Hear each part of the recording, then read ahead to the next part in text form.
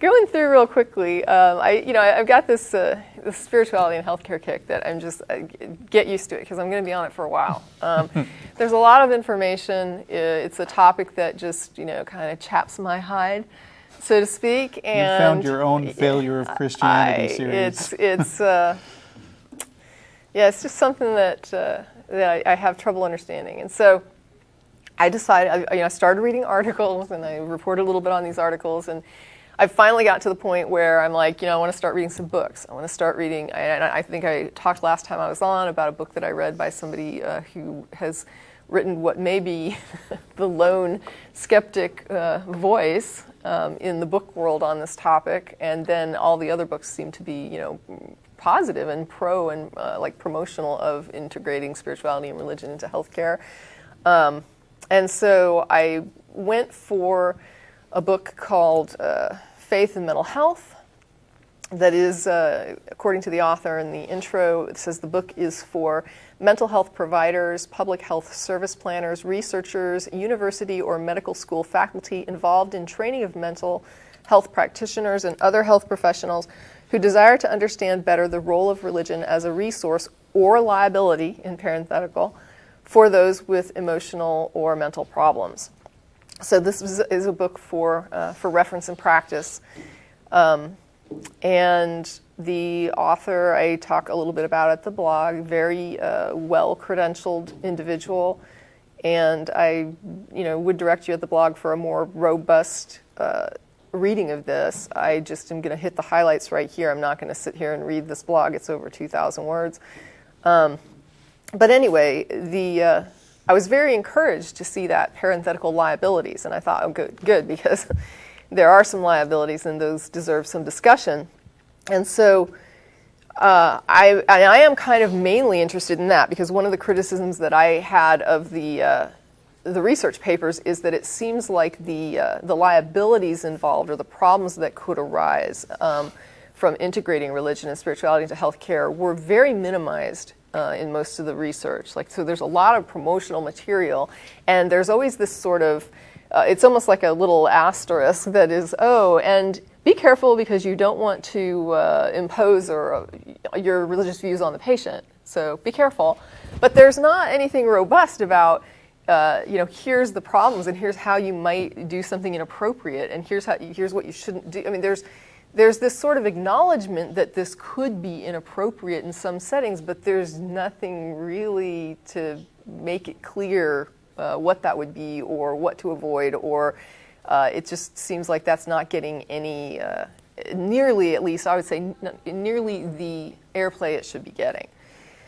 So in this vein, I was really hoping that with the liabilities being described that would be hit, but I've just, I started reading this book, and I'm going to say that, I'm still reading the book, so I have not finished this book. And what I did with the last book sort of taught me a little bit of a lesson. I didn't want to start writing about the book that I read the last time until I got through it. And I thought, well, let me get through it, and then I will blog about, the whole experience. And what happened was there were Post-it notes on every other page of the book. I mean, I got through the end of this thing, and it was just some of the pages might have had, Post-it notes throughout this book. And I just thought, now I'm overwhelmed and I'm paralyzed with inability to write about it because there's so much material that the only way to write about it would be to actually go back to page 1 and then start going through and looking at what I was marking and why I thought it was important and then hitting that. So with this particular book, I do want to say up front, I have not read through it. And in fact, I couldn't get through the introduction before I was like, I have to start because, okay, here's where the Post-it notes are starting. And before I get, 500 Post-it notes in this book, we're going to talk about the initial Post-it notes that I'm having already at the introduction. So just kind of to clarify where I am in this book and that this is not a comprehensive review by any stretch. So in the introduction, like I said, I talked about who this is written for. So this is a professionally intended offering. And there's some stories that are offered to sort of prop up the idea that, and maybe I shouldn't say prop up. There's stories that are offered in the defense of that religion can be useful and helpful in this mental health field. And certainly we have talked in the past about how it's a completely appropriate thing for a mental health care worker to refer a patient for religious, support if the patient would benefit from that, and if they are asking for it, if this is something that fits with the patient, and they're saying, they want that support. Yes, there are lots of mental health professionals who do partner with people in the community who are religious leaders, who are willing to help a person who is part of their religious community, who wants that support and wants that help outside of counseling. It's nothing that a counselor should be proactively pushing on a patient. It's just something that some patients, are religious already when they go into counseling, and they would benefit by some support in that vein. So the stories that are offered, there were a few stories that when I read them, I kind of thought, oh, okay, so now we're going to talk about the liabilities. And when I would get to the end of the story, it was like, no, we're calling this a religious help. And I'm thinking, how is this religious help? Because this is a religious liability. Like, am I reading the same story? Like, the story that you just wrote isn't really supporting what you're describing. So the first story was a story about a community in Belgium in the 13th century, and he's using he starts historically and he comes to the present, kind of saying, here's some times that religion was integrated into either physical or mental health care, where it was useful, and religion can be used as a positive tool in healthcare. So in this particular little town, there's a legend that builds up around a young woman, and she is martyred. The legend is that she's martyred, and that she is then the church actually did saint her, so she becomes a saint. And then this story starts to build, which is common, especially in like the old world Catholicism, where there's this spot where she was said, something happened with her, and so now that spot is magical and it has healing powers, kind of like they have, those springs and things that are supposed to heal you, that are like these religious stories. And so there's these healing powers in this little town or near the town. And so people start coming there for help, right, to be healed, sort of like, I guess we go to faith healers and things. Lords. Yeah, there you go, that sort of thing, exactly. Right. So one of the things that they do is they bring their loved ones there who need help, that are mentally ill, because it's said to like help people that are mentally ill. And they were chaining them up to trees in the town or around the town because the hospital was overflowing with people who had dumped their relatives off to be cured by the magic place. I don't think that's helpful. No, and it's really not helpful to chain someone up and leave them to a tree. Whether they had mental problems or right. not, I don't think you should do that. It's the 13th century, and maybe that sort of thing was more common, but I don't know. But you wouldn't normally like take your child, leave them in some village chained to a tree, and then go home saying, thank the Lord, they're going to be helped. But this is what people were doing.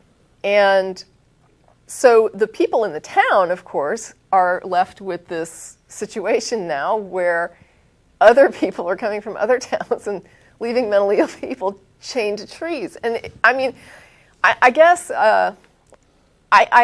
it's not funny, right? It's not a funny situation, but there's something kind of surreal about it. Like when you're reading it, you almost can't believe what you're reading. And so when I'm laughing, it's not because I find this funny.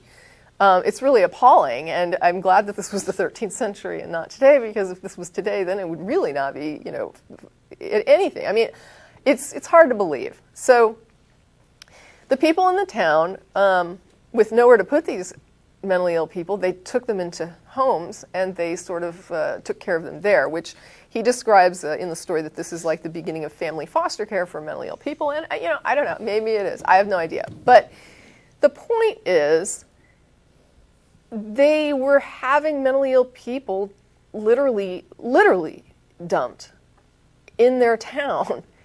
And they had an option there to either leave them chained to a tree and allow them to die, or to take them into their homes. So ultimately, they took them into their homes. They couldn't take them into the hospital because the hospital was already past capacity. Well, in the end, nothing is said in the introduction about religion's role in encouraging people and promoting this idea that encouraged people and gave people the idea that this was acceptable or this would be a positive thing to chain people up to a tree and leave them abandoned, potentially to die, in a strange town. But the story takeaway that we're supposed to get, according to the introduction, is, isn't it great that the religious people of the town helped the mentally ill people that were chained to trees? Now wait, this is a book about religion specifically being applied to healthcare. It's called Faith and Mental Health. Okay. Yeah. So they're not necessarily going to talk just about religion being applied professionally. They're just saying, oh, la-di-da, religion is great because it makes people help other people. In the end, is that his point of this story? What he's trying to let me find the little synopsis here where he talks about.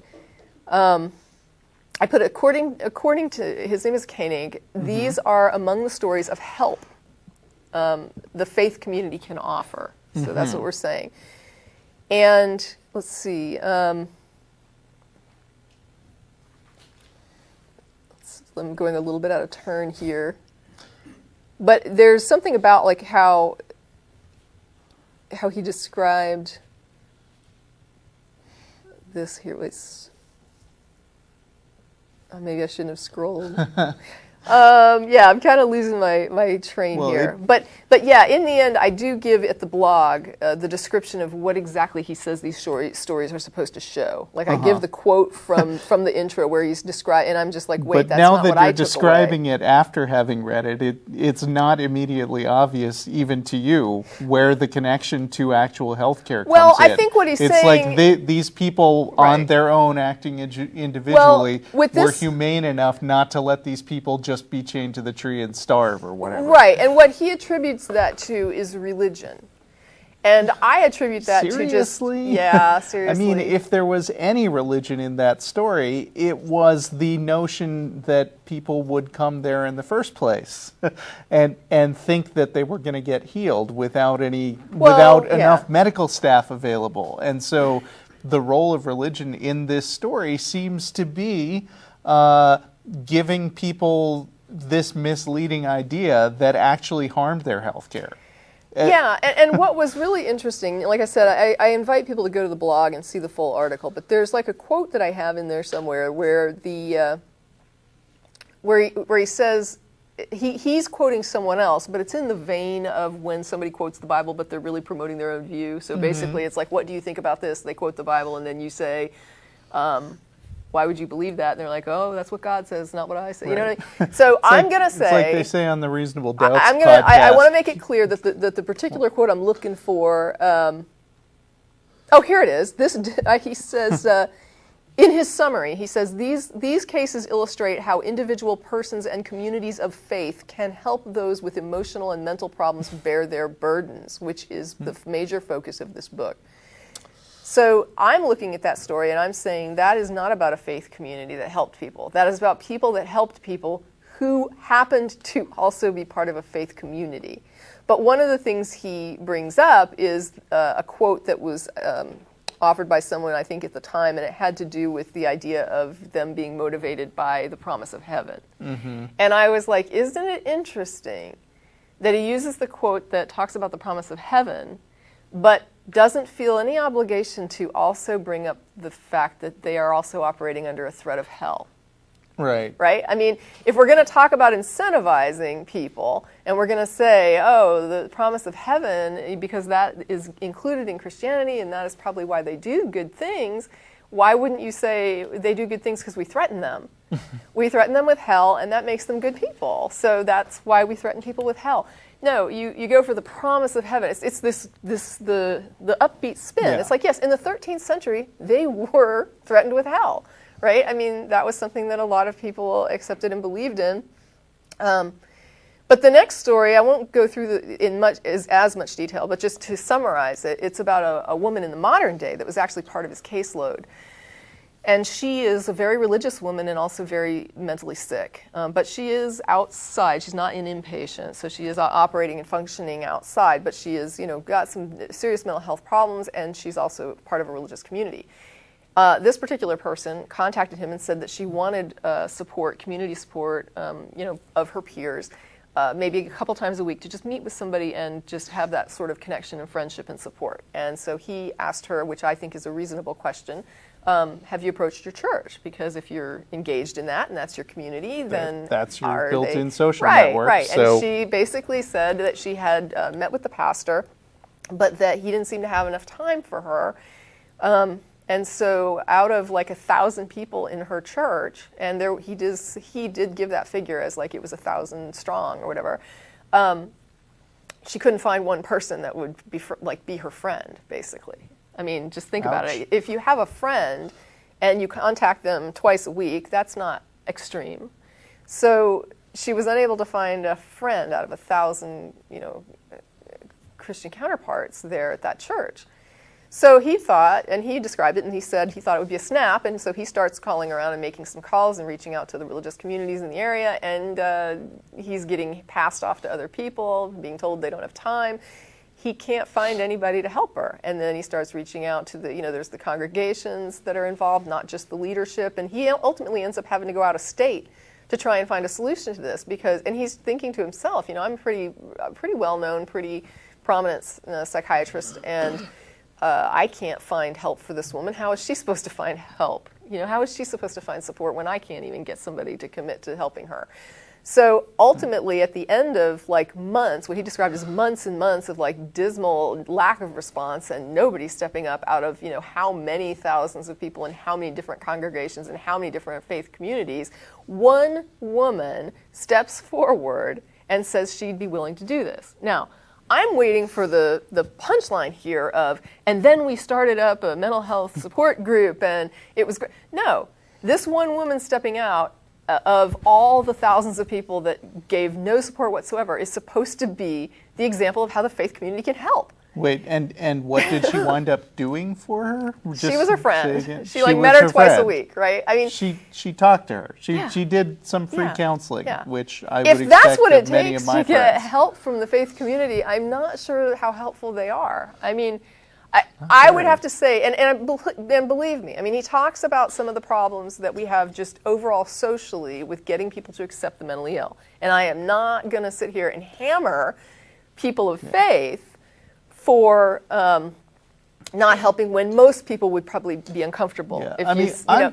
But at the same time, if your goal is to say the faith communities are so useful and so helpful, and then you give this story where you had to break your neck to try and find one person to help, after saying that they are encouraged to help and will help because of the promise of heaven, what happened to your promise of heaven? Yeah. All these people in this Belgian community were helping everyone, and you expect it because Christianity promises heaven, and so they're all going to be good and they're all going to help people. But here's these people in modern times, and they have that same promise of heaven, and you can't get them to step up. I don't think it's the promise of heaven. I think it's the individual person. I'm always willing to grant that, there are a lot of things that we find wrong with religion, obviously. That's part of what we talk about here regularly.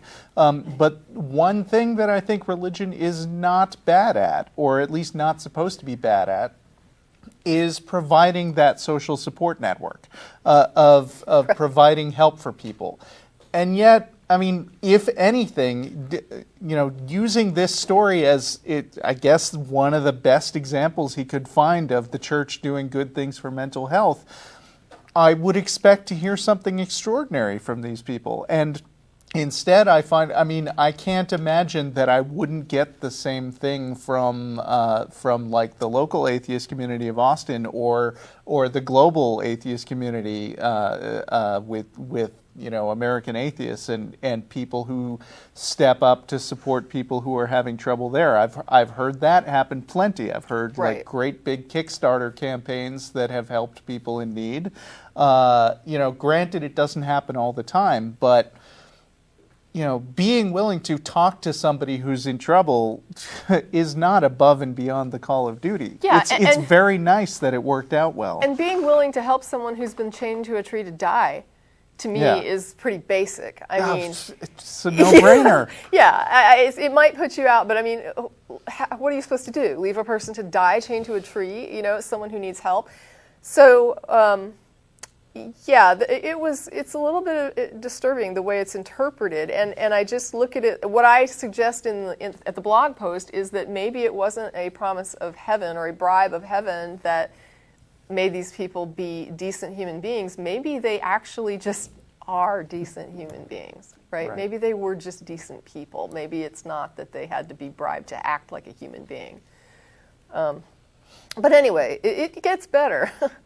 Or worse, however you think about it. I don't know. But I tell a little bit of a story about a woman who shared with me that she was horribly and chronically sexually abused when she was younger. And she had a religious relative that said to her something like, oh, well, but, you know, look what a great person you are today, and you wouldn't be that great person without your past experiences. And so it was probably, you know, basically God's way of making you a good person by having you molested so horribly as a child so frequently. And she said, I didn't know what to say. When my relative said this to me, I didn't know what to say, because I am proud of who I am today, and I do feel like, you know, what I've gone through is, you know, shaped me into, and I'm like, yeah, what we go through in our past definitely shapes us in ways, you know what I mean? We react to that, we respond to that, we you know, incorporate things, we reject things. But the point is, there are some things that we become good, happy, wonderful people in spite of having gone through. And there are other things that it's, you know, partly because we've gone through. And I think for her, it was you were able to become the person you are today in spite of what someone did to you, not because of. And the fact is, you don't know, had you not been molested, maybe you would have even been like leagues ahead of where you are right now. There's no way to know, right? And what about the person who doesn't get to be a wonderful person at the end of it, and what they end up doing is killing themselves because they end up with depression after being so abused? Or what about the person who's murdered by their abuser? You know, are those people, what exactly did they gain by this? What was the reward or the wonderful benefit to that, right? So I have a bad reaction to the idea that someone would try to tell a person who was abused or molested or otherwise, you know, maltreated in a horrible way that this is all for the good, right? You suffered for the good here. But this is a quote from the book. By emotional problems, I mean short or long-term struggles with depression, anxiety, or other difficulties with mood or happiness. By mental illness, I mean schizophrenia, bipolar disorder, and other long-term psychoses or severer personality disorders. Emotional problems and mental illness trap people in prisons of fear, despair, confusion, and loneliness. Those afflicted with these conditions did not choose them. More likely, it is their genes, childhood experiences, or severe adult trauma that have thrust them into these precarious, painful paths. And this is where it sounds normal up to now, but then it takes a little bit of a dark twist. Many see it as a cruel stroke of fate. Or is it? What if having such a life meant something else, something not completely senseless, but rather was evidence for, and I say this a bit cautiously, and I'm just like, wow, if this is you being cautious, I don't know what you would be like throwing caution to the wind. He calls it a type of unique calling. Is it possible that those with mental illness provide others with the opportunity to care, to love, to reach out to them, an opportunity that would otherwise not exist? So this is me, you're suffering so I can have an opportunity to help you, okay? That's why, so it's just some people just, you know, get the crap end of the stick so that others can feel good about not having the crap end of the stick and being able to help, right? That's why you're born with a defect, or you're, you know, born with a mental illness, or that you suffered some horrible trauma, so that I could be a good person and come out looking like Superman. That's what it's all about here.